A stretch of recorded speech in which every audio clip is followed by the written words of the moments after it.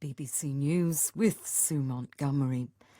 Monday's devastating earthquakes in Turkey and Syria are now known to have killed more than 20,000 people. The head of the UN, Antonio Guterres, has urged governments not to hinder aid supplies. In Syria, the authorities are yet to grant full access to opposition-controlled areas. Rescue workers from the White Helmets say the only UN convoy that's reached the region contains no specialised equipment to free people trapped under rubble. Mohammed Hassoun is a doctor at 2 hospitals in rebel-held northern Syria. The medical supplies that we have don't even cover 20% of the needs of people in northern Syria. And of course, the magnitude of the damage because of the earthquake is extremely difficult to deal with what we already have. South Africa's president has declared a state of disaster to try to deal with an energy crisis. Cyril Ramaphosa was making an annual address to Parliament, which was repeatedly disrupted by the opposition. His announcement gives the government additional powers to tackle crippling electricity shortages. Here's Nomsa Maseko.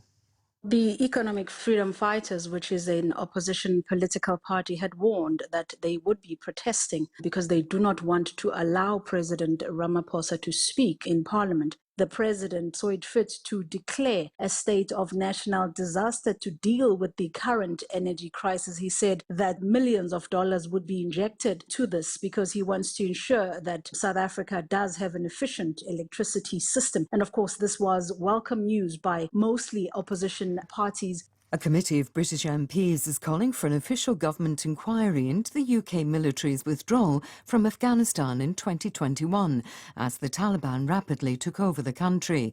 Britain's near 20-year military presence in the country cost more than $36 billion and the lives of 457 British military personnel. Jonathan Beale reports. The MPs call the UK's withdrawal from Afghanistan a dark chapter in British military history, not just for the troops who served there, but also for those Afghans who helped them, who've been left behind. The House of Commons Defence Committee says the speed of the collapse was a greater surprise to the military establishment than it might have been, and the government needs to conduct a proper inquiry into what went wrong. While the MPs praise the evacuation effort of 2021, they also say those plans should have been better prepared. US media sources say the former Vice President Mike Pence has been subpoenaed by the special counsel investigating Donald Trump. It's not immediately clear what information the special counsel, Jack Smith, is seeking. BBC News. More than 200 political prisoners freed by the Nicaraguan government have arrived in the United States. They were greeted at the airport by a crowd waving flags and singing songs. The US Secretary of State, Antony Blinken, described their release as a constructive step towards addressing human rights abuses. A judge in Nicaragua called the prisoners traitors that had been deported. President Daniel Ortega has jailed many opposition figures and critics in Nicaragua and forced others into exile. A woman in New York has been convicted of attempted murder after she tried to poison her lookalike in an attempt to steal the other woman's identity.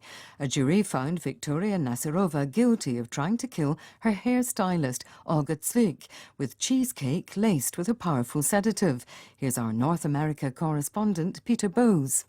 Prosecutors say the two women resemble each other with dark hair and similar skin tones, and that Victoria Nasirova had hoped to impersonate Olga Zvik after killing her.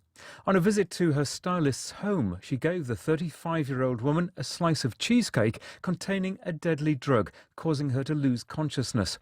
She was later found ill in bed by a friend.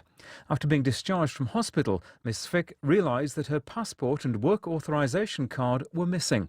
Nasirova was convicted of attempted murder, assault and unlawful imprisonment. She faces up to 25 years in prison. Crucial talks between the Pakistani government and the International Monetary Fund for a bailout loan have ended without agreement. A senior Pakistani finance ministry official said the two sides had agreed on advance measures, but the lending agency had asked for more time for negotiations. Pakistan is desperate for the loan as its foreign currency reserves with the central bank have dropped below $3 billion. BBC News.